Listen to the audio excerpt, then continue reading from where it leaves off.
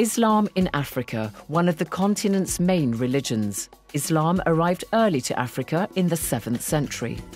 By the 11th century, Islam had spread across North Africa and also to parts of the East and West. In this programme, we look at how Islam took hold in Africa and how it assumed a uniquely African guise, and how the powerful Islamic dynasties of the Berbers in North Africa created empires that stretched across the continent and extended as far as Europe.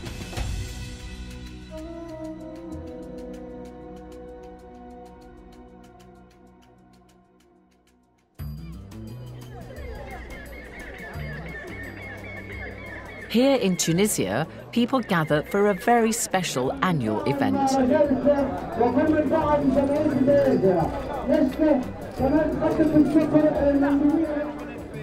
Hunting with birds, a sport beloved by the Arabs, is popular today across North Africa.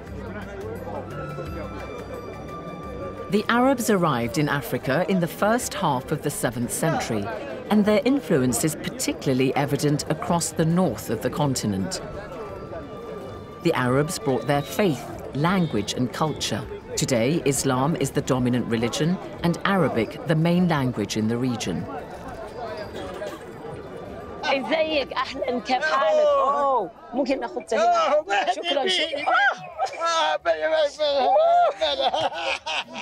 So this is the he wants me to dance with it. You know, the Falcon Festival here at Al Hawaria in northeastern Tunisia takes place, it takes place just once a year. And these birds actually migrate from Arabia to this part of North Africa in search of food in those mountains there behind me. And the locals really just have this festival. They keep the bird. Oh! Well, the locals here keep these birds as a hobby just for a couple of months to train them for this festival. And what they do is they throw a bird and then the falcon is supposed to run after and catch it. And if your falcon does that, then it's done well. But with falconry, actually, it goes back centuries. The Arabs actually used falcons for hunting, and handling them is a skill which is just handed down from generation to generation. But you'll be glad to hear that these falcons, after a couple of months, they are returned, they're freed, they're liberated, and they go back to their home in Arabia.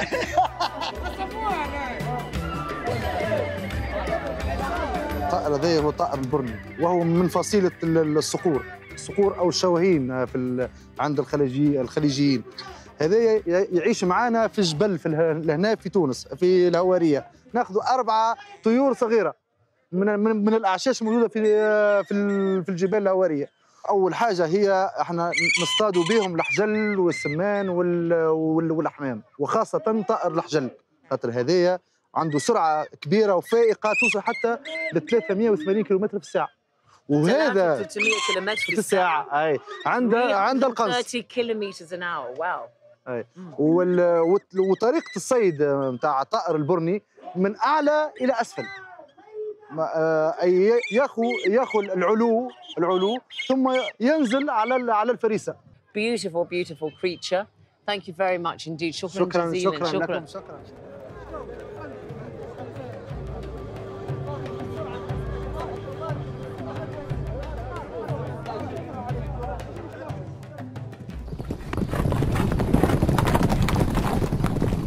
I make my way from the festival in Hawaria and head to the capital, Tunis, to see another example of North Africa's Arab heritage.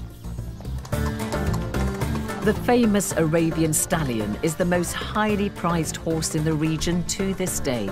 The Qasr Sayyid Hippodrome in Tunis is where locals keep their thoroughbreds, and Haytham As-Sayyid wants to show me his horse. Very nice to see you. Thank you. Hi Zainab, how are you? Fine, thank you.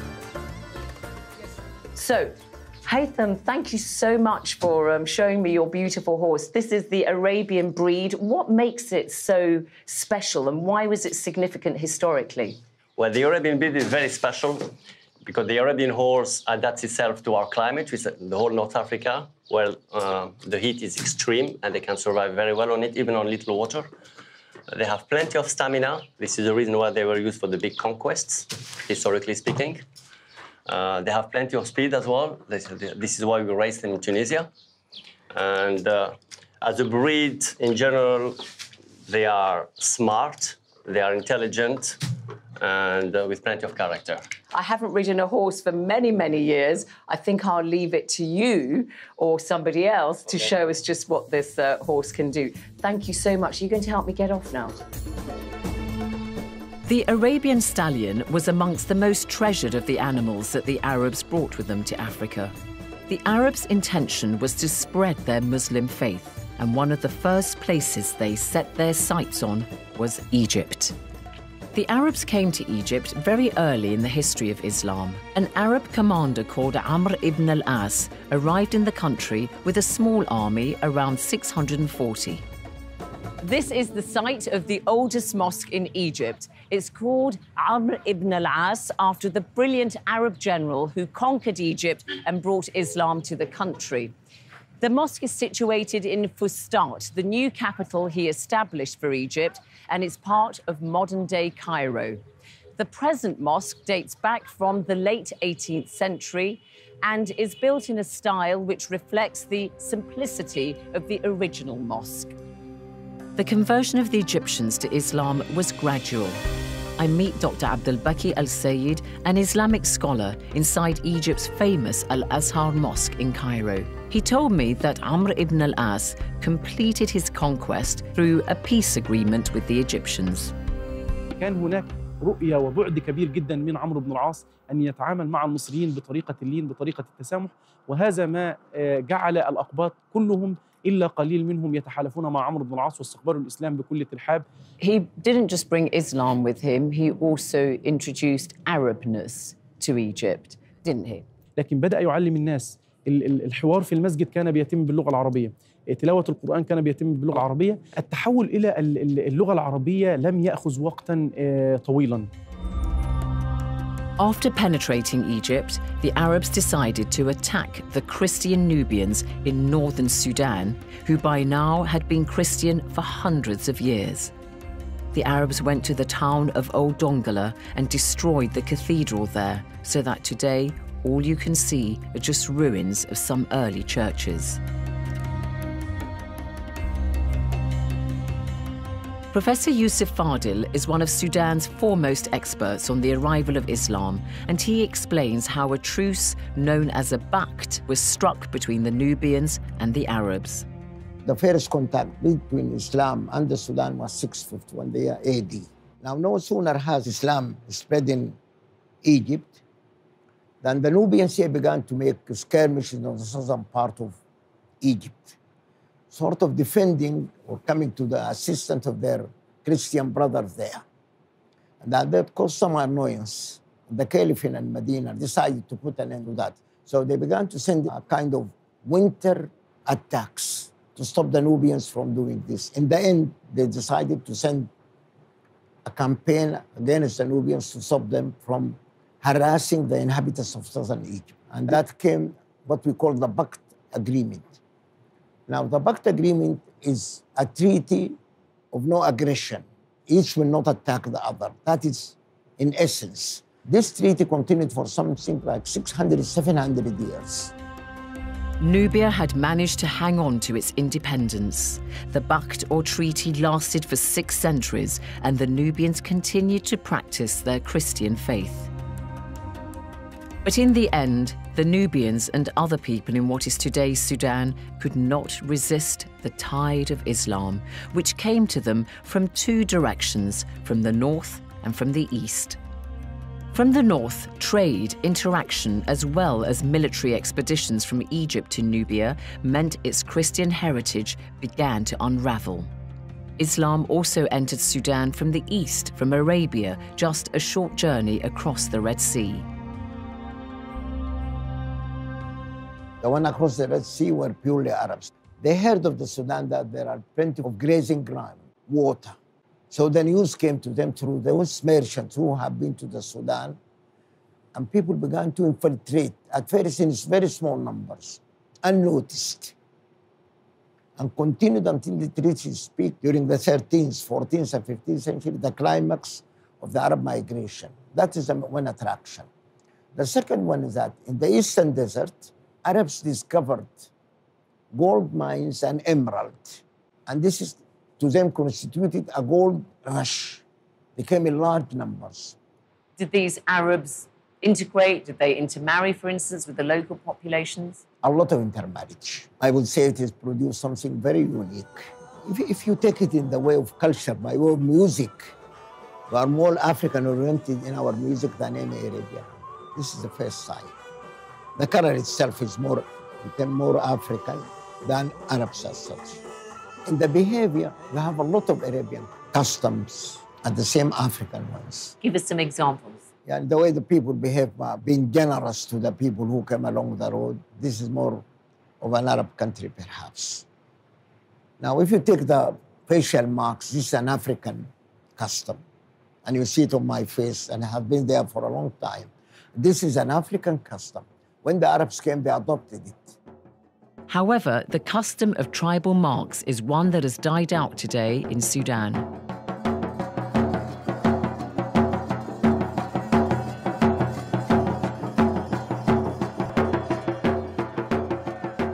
As in many other parts of Africa, Islam in Sudan took on a distinctly Sufi or mystic identity infused with local colour, music and dance.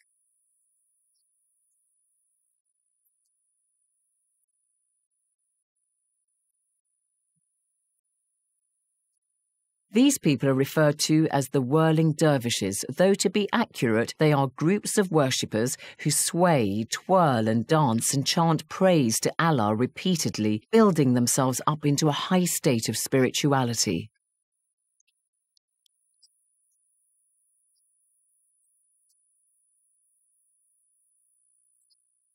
They congregate every Friday in a suburb of the capital, Khartoum.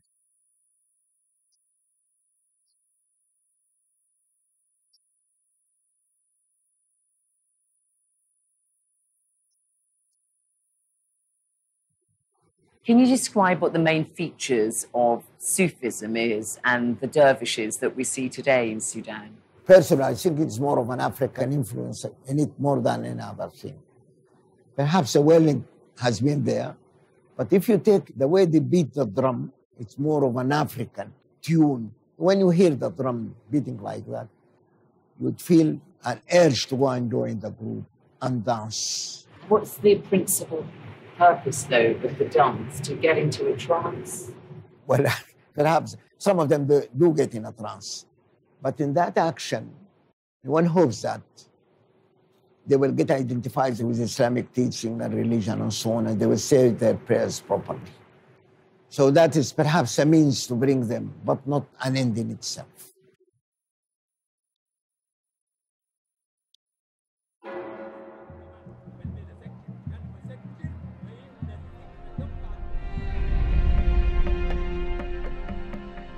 Let's now turn to the powerful Islamic dynasties that became established in North Africa.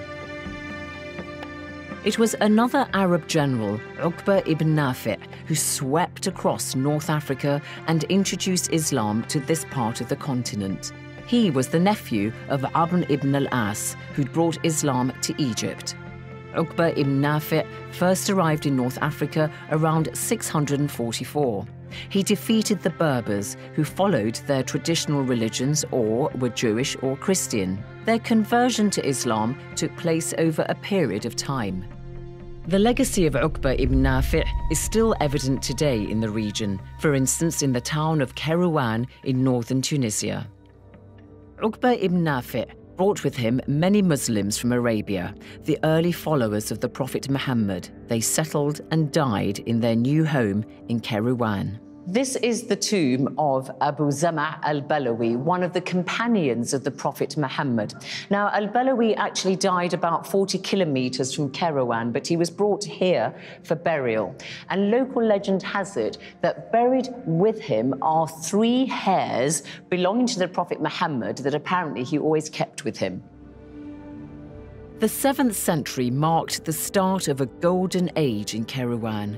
There were amenities and services, and when, for instance, the inhabitants of Kairouan suffered from water shortages, the authorities here built reservoirs like this one behind me. The water was brought in via aqueducts from the hills west of Kairouan into the reservoirs. The water system, built so many centuries ago, is still very clear to see, and one can only marvel at the sophistication of its engineering. After his campaign in what is today Tunisia, Uqba ibn Nafi' went to modern-day Algeria, where he was killed in battle by the Berbers. هي معركة مشهورة شهيرة إلى الآن ما زال قبر عقبة معروف في الجزائر في الموقع الذي حصلت فيه المعركة مات يعني قتل جيش عقبة بن نافع كله في هذه المعركة. There was a gap of several decades before another Arab general, Musa ibn Nusayr, would go to North Africa to try to subdue the Berbers. Musa ibn Nusayr was one of the greatest Arab commanders in this period of history. He succeeded in bringing North Africa under Arab control, spreading Islam and expanding the influence of the Muslim Caliphate. نعم، موسى بن نصير يعني واصل في الحقيقة مشروع بناء الخلافة في هذه الفترة. تبين جلياً بأن هذه القطعة من شمال إفريقيا تميزت بنوع من المقاومة. ابن خلدون المؤرخ الكبير يقول بأن البربر ارتدوا 40 مرة، يعني يسلمون ثم يرتدون. فقد لا يكون هذا صحيحاً من حيث الرقم، ولكنه صحيح من حيث مقاومة الاحتلال ولكن قبول قيم الدين الجديد. فموسى بن نصير قدم وفي خطته استمالة المغاربة وتشجيع المبادرات الفردية في نشر الإسلام. However, there were some Berbers who wanted neither Arab rule nor Islam, like the legendary Berber queen known as Kahina, or Kahina as the Arabs call her. Her name means priestess or soothsayer. She led the resistance to the Arabs and their religion. Kahina was believed to have been born in the early 7th century and has attained mythical status as a heroine for all the people of North Africa today. Moroccan historian Professor Nuhi Al-Wafi is a Berber or Amazigh, as they prefer to be called. الكاهنة كانت أميرة في قومها أو كانت زعيمة في قبيلتها التي كانت في منطقة الأوراس، وهي في الجزء الشرقي من الجزائر في منطقة سوق هراس الحالي. فكانت توصف ببعد النظر وتوصف بأنها تقرأ الغيب، ولذلك تنبأت لما رأت مقدم العرب تنبأت بأن مستقبلا سيئا ينتظر المنطقة، وتنبأت بأنها ستقتل على يدهم. As she predicted, Kahina was killed by the Arabs for refusing to accept Islam, but she urged her 2 sons to convert in order to survive. This was the stronghold of Queen Kahina, the Ores Mountains of eastern Algeria. You can just imagine her using her knowledge of the terrain to attack the invading Arabs. Queen Kahina is a symbol both of Berber pride and strong female leadership right across North Africa. And it was here in Algeria that she died. Kahina's stand against Islam may have been brave, but in the end, her resistance to the Islamization of the Berbers proved futile. But the introduction of Islam was often peaceful. By the end of the 7th century, a holy man from Mecca called Moulay Idris took refuge in the old Roman town of Volubilis in modern-day northern Morocco after experiencing problems in Mecca. Moulay Idris so impressed the Berbers with his piety that they made him their leader. He had children with a Berber woman called Kenza and gave his name to a new dynasty, the Idrisites.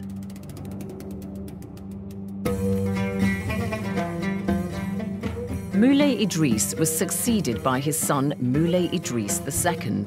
He expanded the state and in 807 moved his capital to Fez, which he wanted to turn into a center of enlightenment. Fez is home to the Kairouan Mosque, one of the finest in the world. According to local tradition, when Moulay Idris II died in 828, he was buried here in this tomb, in this mosque, in his beloved Fes. Upon his death, he was succeeded by his son Muhammad, but he turned to his mother Kenza for advice, and she told him to divide the kingdom amongst his father's 10 sons. This weakened the Idrisite dynasty and spelt the beginning of the end of their rule. But the Idrisites did manage to hang on to some of their power, and they continued to rule in a decentralized manner for nearly a century after. And Fez was established as one of the ancient centers of learning. In fact, it has the oldest university in continuous use in the world. Its old quarter dates back to the early 9th century, though the remains are mostly medieval.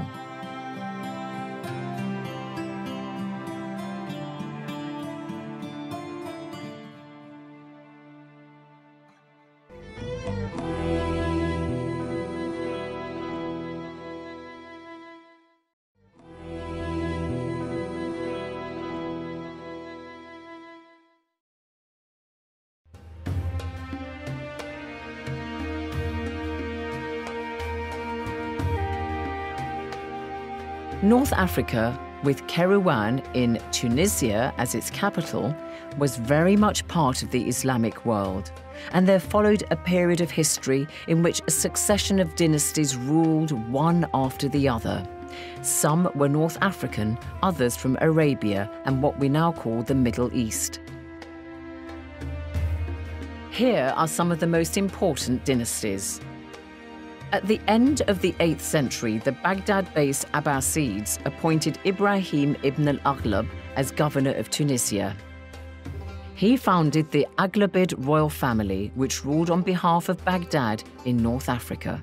Then from Kabylie in central Algeria, a new dynasty emerged, the Fatimids. They followed the minority Shia sect, not the Sunni or mainstream form of Islam that most people adhere to in Africa. The Fatimids conquered North Africa, and a year later, their leader Abdullah declared a caliphate in modern-day Tunisia, just south of Kairouan.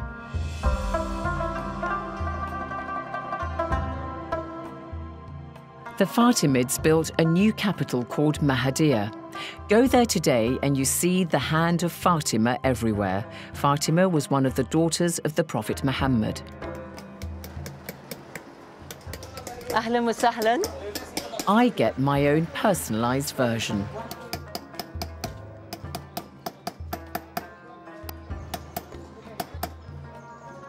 There we are. Abdul Latif engraved my name in Arabic, Zainab Badawi. And that's the hand of Fatima, which will apparently bring me luck.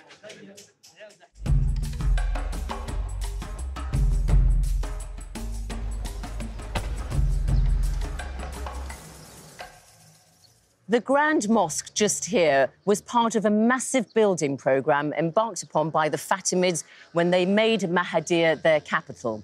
It was founded in the early 10th century by the Caliph Abdullah al-Mahdi, and he gave the city his name. The Fatimids chose Mahdia because of its closeness to the sea, and indeed today it is still one of Tunisia's most attractive ports. Dr. Rida Boussafara is a Tunisian archaeologist and historian. الفاطميون أو العرب بشكل عام كان عددهم قليل وكانوا يمثلون الطبقة الحاكمة في حين أن عموم الناس هم سكان أصليون، أي هنالك تنظيم سياسي وتنظيم اجتماعي يعني محكم قبل مجيء العرب. فهذه القبائل في معظمها أسلمت، لكنها أبقت على عاداتها البربرية القديمة. والفاطميون لم يتمكنوا من أخذ الحكم إلا بفضل إعانة بعض القبائل البربرية. البربر هم دعامة الحكم، وكانوا يعني هم الذين قاموا ببناء المدن، وهم كانوا التجار، وهم كانوا الحرفيون. إذن هم كانوا يمثلون سواد المجتمع في تلك الفترة. After gaining control of this part of North Africa, the Fatimids next turned their attention to Egypt. They had a strong and disciplined army, and in 969 they conquered Egypt. They built a new capital city, Cairo, and established its famous mosque, Al-Azhar.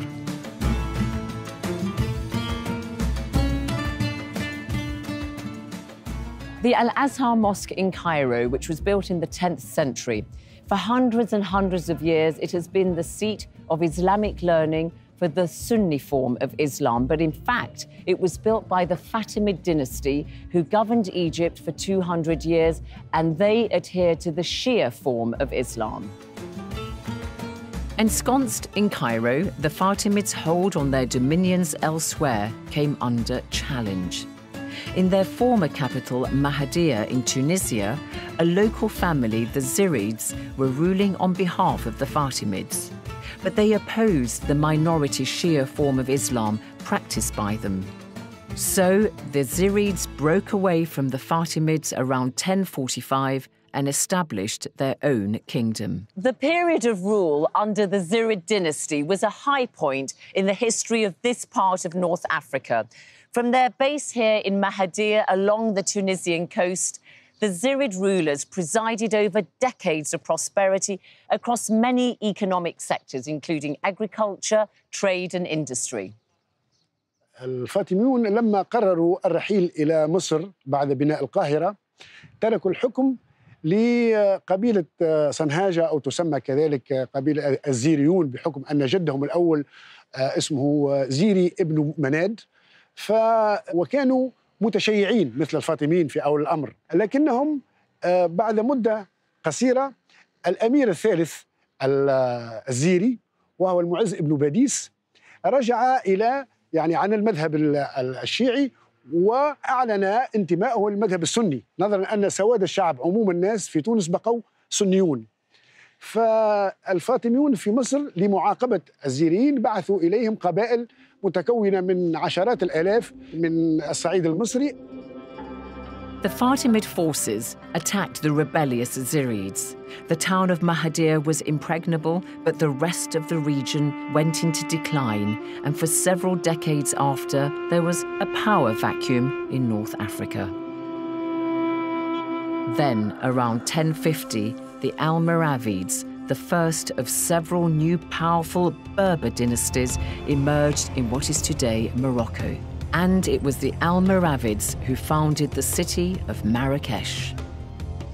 Marrakesh is probably the most important of the cities in Morocco built by its Berber dynasties.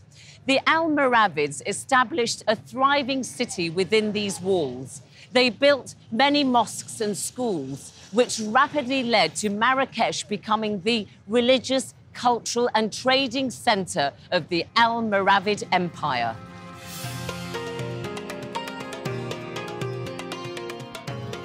The Almoravid ruler Yusuf ibn Tashfin was a powerful, charismatic man. Under him, the Almoravids seized control of much of Morocco and built an empire. Their power extended far and wide and included territory in modern-day Spain, Algeria, Libya, Mali, Mauritania and Senegal. Their capital, Marrakesh, was a meeting point for caravan routes. They became rich from trade, especially through selling salt for gold. They had so much gold that the Almoravid gold coin was the most trusted currency in the whole of the Mediterranean at this time. When Yusuf ibn Tashfin died around 1106, he was succeeded by his son, Ali. The first 20 years of Ali's rule saw Marrakesh grow even more in stature. But faced with unrest to the north and south, the Almoravids grew weaker, and by 1147, a new dynasty came to dominate the region, and they were the Almohads.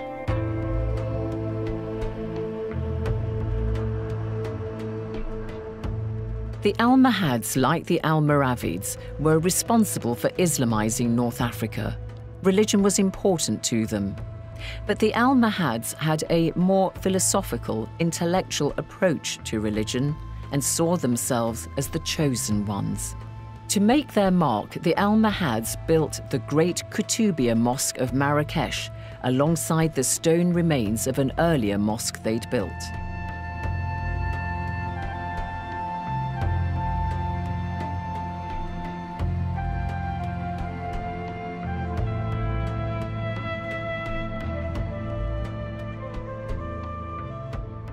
Non-Muslims are not permitted to go inside the Al-Kutubiyya Mosque, but it's only when you enter that you get a sense of its scale, magnificence, yet striking simplicity.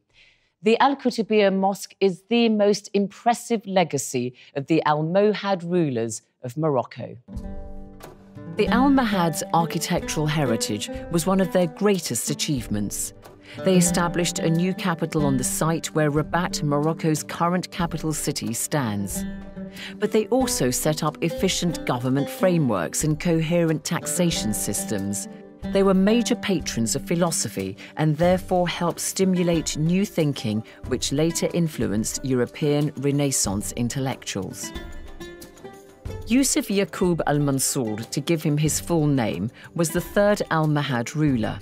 He was in power from 1184 to 1199 and was reputedly an accomplished man who wrote beautiful Arabic prose. Walking around the old quarters of the Almohad fortress of Rabat, you can almost feel the presence of the Almohads. By 1250, the power of the Almohads had drained away. By now, the most powerful of the Berber kingdoms was a dynasty known as the Merinids, a nomadic Berber tribe who encouraged the cult of holy men. Their most famous king was Abu al-Hasan, known as the Black Sultan. He ruled his empire with an iron fist, and under him the city of Fez regained its former glory and once more became a center of culture and craftsmanship.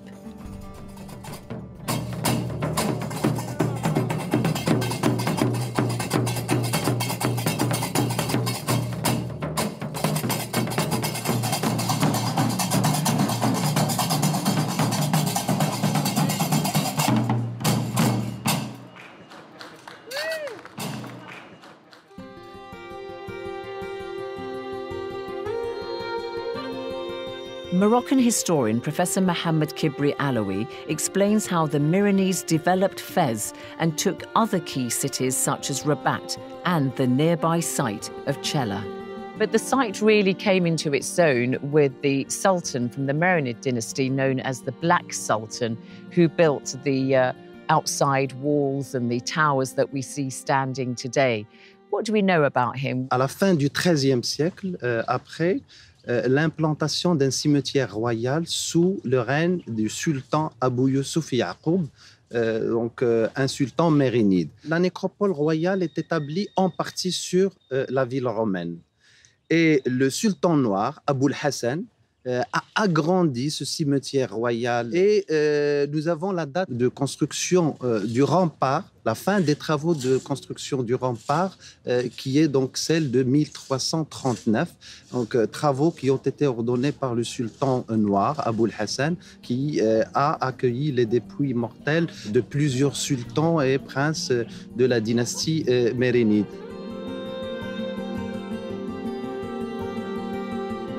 Il faut imaginer que des grandes personnalités, des sultans et des princes ont donc franchi la grande porte d'entrée par laquelle donc on accède aujourd'hui au site.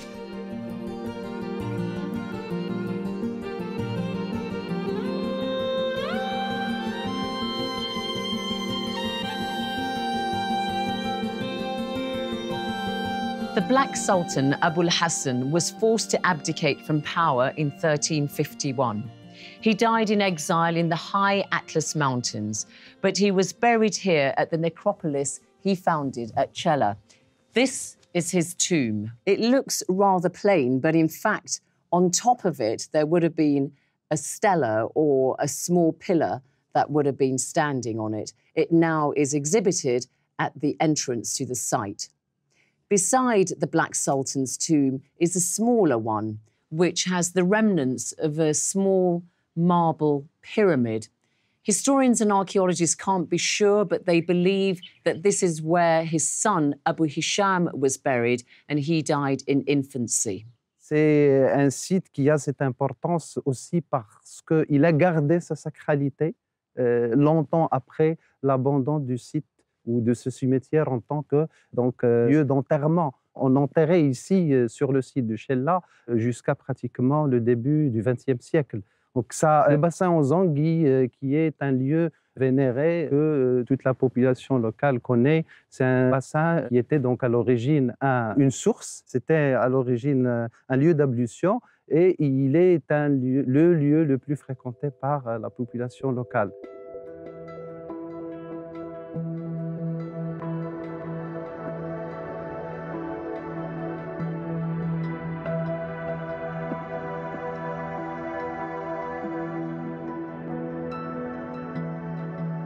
The Basin of Eels is still a big attraction too. Visitors are keen to see the eels, and I wonder if I might be able to bring some to the surface. Well, fortunately, I got a helping hand from Alal, who has been guarding this pond for many, many years. And Alal, I saw that you just threw some boiled egg into the pond, and I saw an eel emerge. Yeah. So how long have you been doing this? طيب لك كم مدة كم سنة؟ I have to talk to him in Arabic. لك كم سنة شغال هنا؟ أنا 40 سنة. حتى نعطيك البيضة ونعطي البيضة للتورست فحلك باش يشوفوا يعني السمك النون eels. Eels أيوة. So he said that he خليك معي شوية يا حاج. He said that the tourists come and they give him money, and what he does is he throws bits of boiled egg into the water and the eels emerge. That's what people want to see. يجوا تورست كثيرين يعني من بريطانيا، من أمريكا، من الألمان، من هولندا، من بلجيك، من الروس، من أي مكان. من أي مكان يجوا لعندنا. Alal and I are able to converse together in Arabic because of the Arab influence in Morocco and Sudan, where I was born. But the impact of the Arabs and their religion and language was not confined to just northern Africa. Islam was also introduced to West Africa by the 8th century through trade across the Sahara. But there was only a significant Muslim presence there by the 11th century, for instance, in what is today Senegal.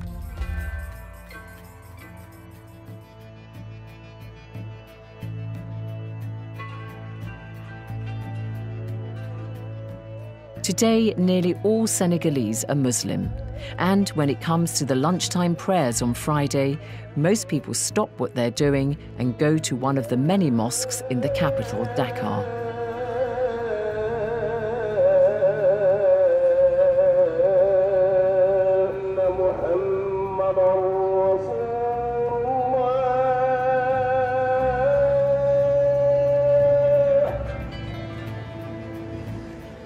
The Grand Mosque is a dominant feature of Dakar. It was built by the late Moroccan king Hassan II.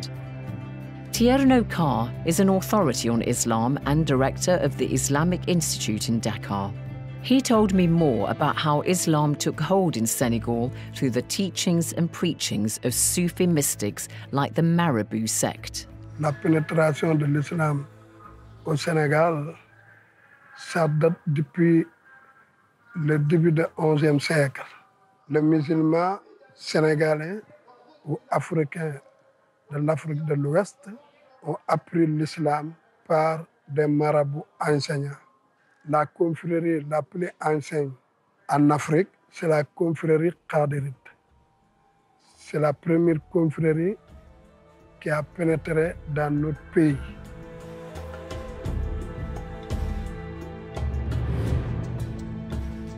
And in East Africa, Islam also has strong and deep roots. The Muslims of what is today Eritrea claim to have some of the earliest Muslim converts on the continent when followers of the Prophet Muhammad fled across the Red Sea from Mecca to the coast of what is today Eritrea. In fact, this small building on the Eritrean coast is claimed by the Eritreans as the first Muslim shrine in Africa, for it's believed to be the site where followers of the Prophet Muhammad prayed when they fled Mecca for Africa in the early 7th century.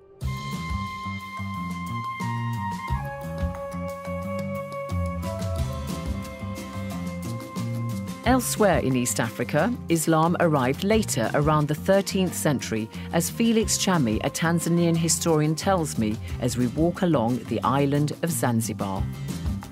Oh, the coast of East Africa today, we really started from Madagascar in the south, southern Mozambique, going all the way up north to Kenya.